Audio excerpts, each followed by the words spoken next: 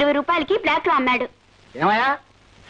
లేదండి, వరద బాధితులకి 10 పైసలు ఇమ్మని ఎవరో బతిలాడితే వరద లేదు బురద లేదు పొమ్మని కసిరి కొట్టారండి. అది చూసి కావాలనే టిక్కెట్లకు ఎక్కువ డబ్బులు వసూలు చేసి వేళ్ల పేరు మీదనే వాళ్ళకి విరాళంగా ఇచ్చాను.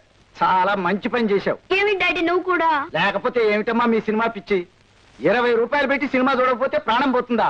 ఇంకోసారి చూడొచ్చుగా. రా రమేష్ లోపలికి. లోపలికా? అవునమ్మా, ఇతను ఎవరనుకున్నావు?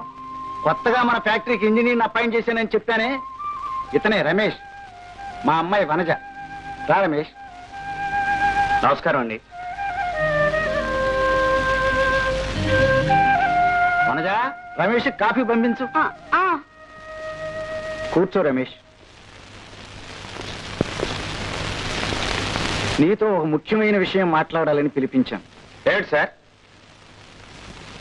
ఫ్యాక్టరీ వ్యవహారం అంతా గోల్మాల్